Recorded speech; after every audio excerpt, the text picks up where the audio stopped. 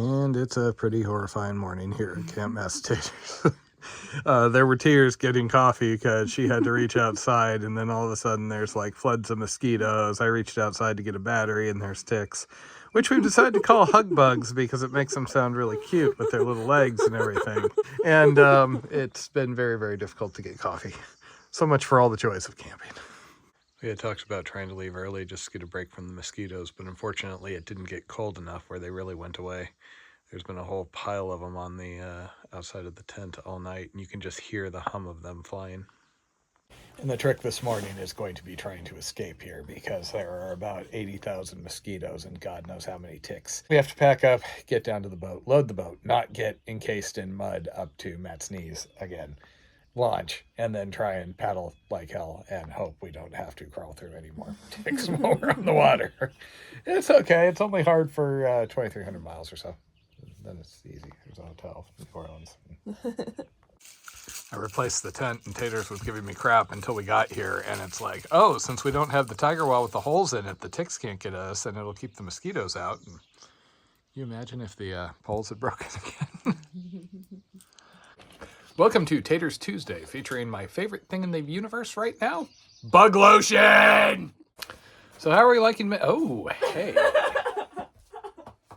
Join our Patreon for more of Miss Blueberry Butt here.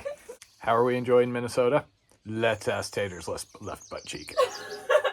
Don't worry, guys. I got your back. I've asked about Taters Tuesday, and the response was some whimpering and talking about ticks crawling on her in the middle of the night. Jen is still not emotionally ready for Taters Tuesday due to the whole tick trauma, so you're stuck with me, unfortunately. So I think the issue here, it's just the overgrown brush, which you can't really avoid, and because we're in the vegetation, the mosquitoes got really bad. We hopefully will come to a more open campsite tonight that will have less issues. I think the favorite part of that outhouse for me was the wasp nest that is situated near the door to make them kind of excited when the door closes. And how do you show you care about your partner in conditions like this? Basically, I really needed to pee, but Jen was sleeping and she was so tired. I didn't want to flood her with mosquitoes by getting out of the tent. This site is paddle access only. You used to be able to drive to it, but apparently the landowner that had the access blocked off the road. Karen at the launch was telling us about it yesterday. And today we should be a little better put together. It seems like no matter what, when we leave, there's always, things not packed quite how they should be. And we actually have our mud boots, so maybe we don't lose a crock today. Most of this we can deal with. The biggest pain in the ass is when I was going in the mud, I had my rain pants on to keep the bugs off, and there's something in the mud that feels like kind of a stinging nettle that has just not been feeling great on my legs, but yeah, what you gonna do? We grabbed a new pair of Crocs because, you can walk in them, etc., and we figured that was better than bringing actual shoes. But we do have mud boots. We had thought these might be better because of the heat, but with yesterday, me having to dig these out of the mud a couple of times, we're switching over. Does make the ticks really pop though with the bright orange. So I've shown this on our other trips, but this is the solar power box solution I put together from Voltaic. So this is waterproof. It's got a 9-volt panel, and then I've got 2 of these 20K batteries. I don't like them as well as my hiking batteries because they're heavier and they don't charge quite as fast, but it works. So I'm just hooking it up. I charged my phone off of this last night, and then we can leave it out and it can slowly charge throughout the day. We actually had a second panel I was going to use. It was from Big Blue. It was actually one of those gear tests, do a review of it things, but there were some hardware issues with it they weren't able to resolve, so we're not screwing with it. This is just to try and keep us from having to go into town very often. And at long last, by popular demand, it's the return of Taters on Taters Tuesday. Okay, crickets. So the bugs, crickets. Much better once we woke up this morning. 1, I'm fully rested. 2, the ticks are definitely out, but they're not as active yet. They're not like where they land on you and they're up your thigh before you even notice them. They're just kind of like slowly and gently. I think the lotion might be helping that. The mosquitoes are better now that the sun is out. They're not swarming as much as they were. I think the last night. Picard and lotion might be helping that also. I didn't video it, but this morning she was whimpering in her sleep, and I'm pretty sure it was related to little dream ticks crawling around. Being cracks are tight, sideways.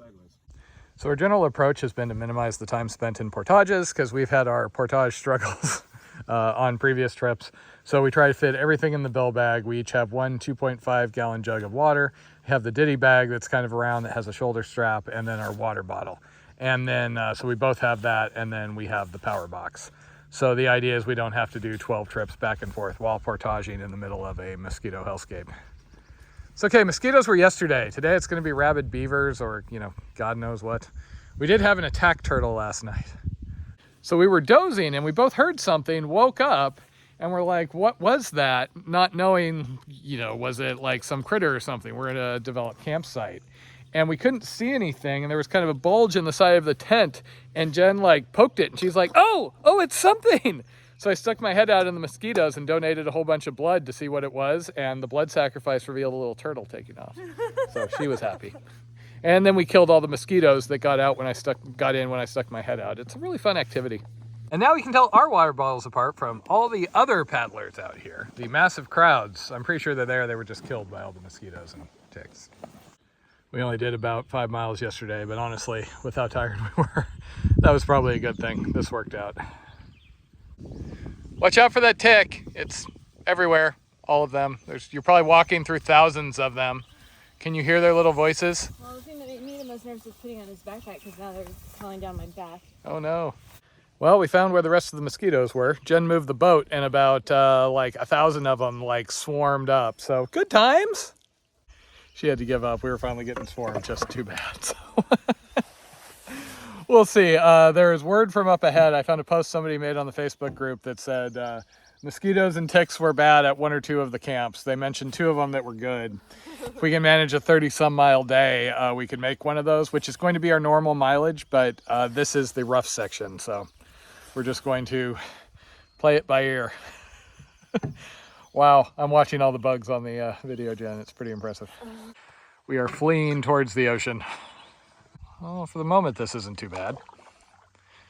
Though I've checked the map and it says something about like dam, portage, rapids, lots of vegetation, log jams. This has actually been kind of nice through here, which I'm sure means it's all about to go bad. We're gonna rip the bottom out. We're gonna have to portage over beavers, fight the beavers. Left or right, left or right. Don't go straight, left or right, left or right. And this is where it gets painful. You can see how much the water drops. We can't just drag it over the top of it. We usually have to get out. Portage through the branches. So me being in the front, I'm the sacrificial walk up the hill person. Normally Jen's that person because she is younger. A lot of mosquitoes, but this stuff isn't even worth using the cart. It's going to be a bit of a pain, just the rocks. Welcome to Jen's favorite activity, lugging big boats down trails. So it is still very difficult managing this boat on the portages, but it is much easier than it was with the big heavy boat on the Suwannee.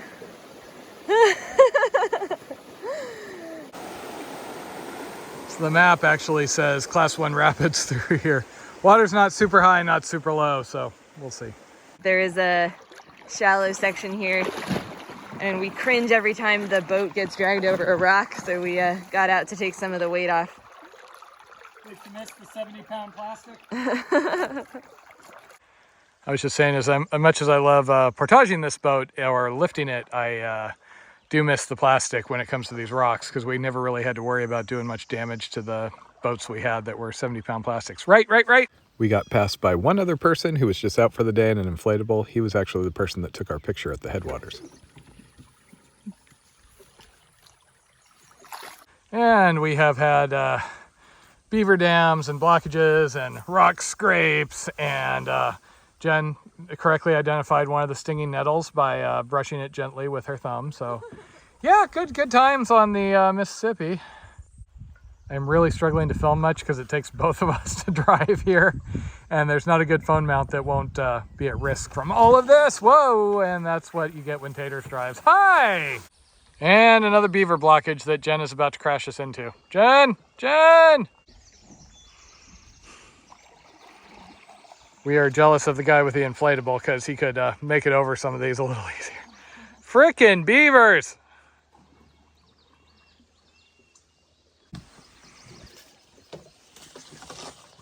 And not gonna make it because I'm filming. I think this is the best way to do this section of the Mississippi. Blendy walks the boat and I ride. We have been doing a lot of walking, a lot of pushing off things, not as much actual paddling. And our progress is really slow, which we expected, but it's always kind of hard to say how slow is slow. Oh, and we keep doing stuff like that. I think there are advantages to having a big plastic boat through here.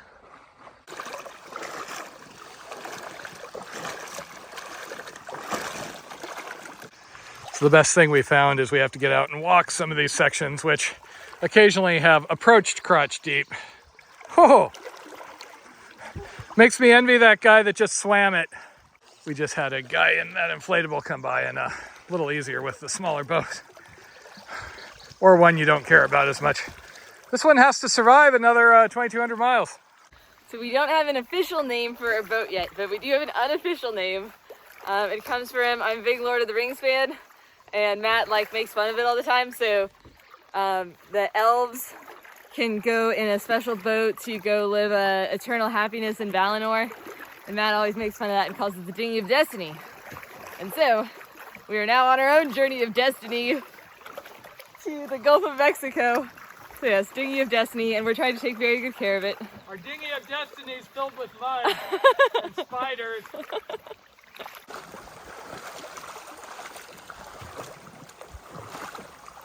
And we have been having a heck of a time. Feels like we've been spending more time walking the boat than riding in it.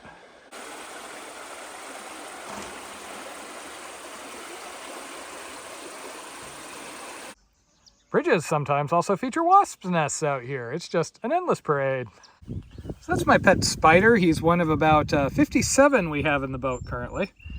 Oh, are they gonna fight? Oh, there's 3 of them. And we even have some aquatic creatures down here in the water because that's just how today is going.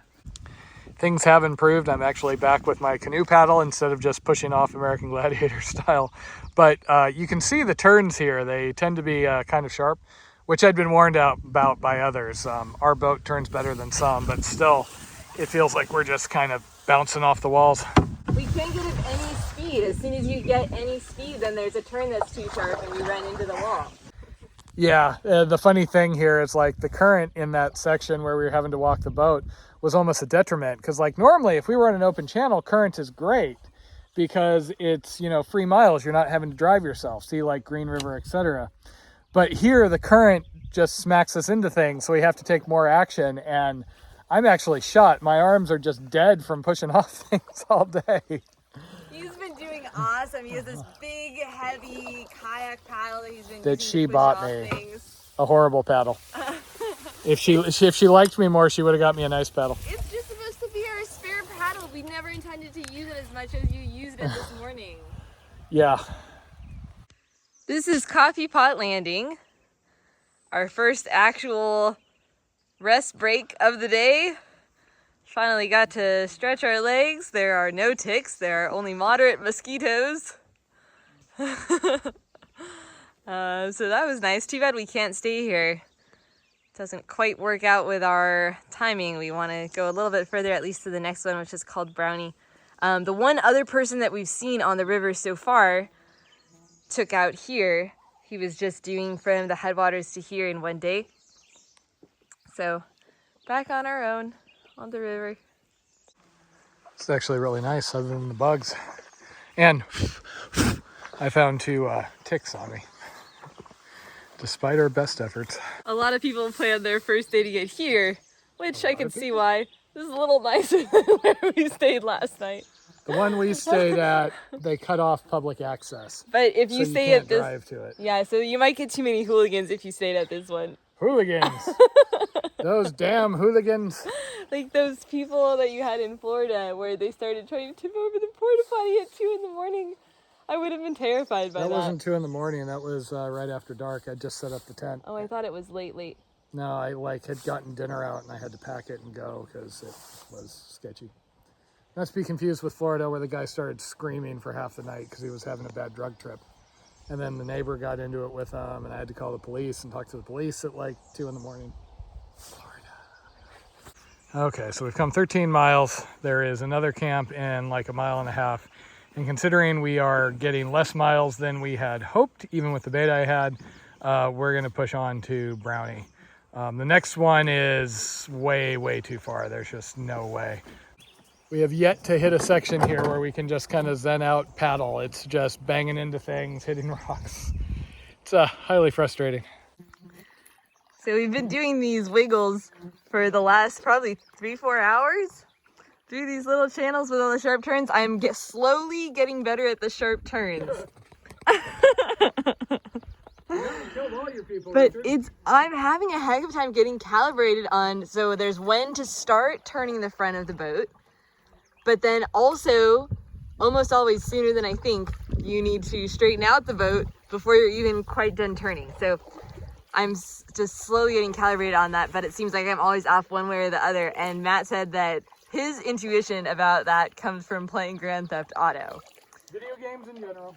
So apparently if I played more Grand Theft Auto, I would have better intuition about when to start and come out of the turn. There's our camp. Ah, Camp Brownie. And now the other funnest part of the day, trying to offload a boat in areas that do not have any sort of a beach or dock or anything. It's literally a grassy bank that will dump us into knee-deep mud. So yeah, we're in the slightly overgrown camp. And once again, we're on the a bit overgrown side. Normally not too much of an issue, but when I'm in tick country, I usually try to avoid tall grass. Not really an option here. Also, I've been going crazy because of these flies. They're not bothering Jen, but they're just circling around me. And here it's everybody's favorite part of the trip, Jen setting up the tent while I'm sitting here covered with flies and ticks. Oh, where'd that one come from? Oh, this is going to be another fun night, Blendy. First thing I did after setting up camp was deck out our boat with these cool decals. Now, when people see us out on the river, they'll know that we're not just out for a short-term trip.